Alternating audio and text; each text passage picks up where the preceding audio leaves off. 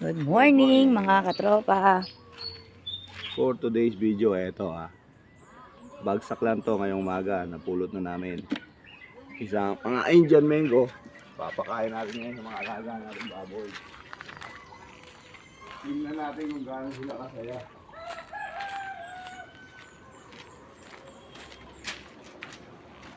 Halos isang balding manggang hinog, Indian mango hinog ang inyong pagpipistahan. Kanilang agahan. Ito na. Dami mga katropa. Kulang isang balde yung nakuhang Indian mango.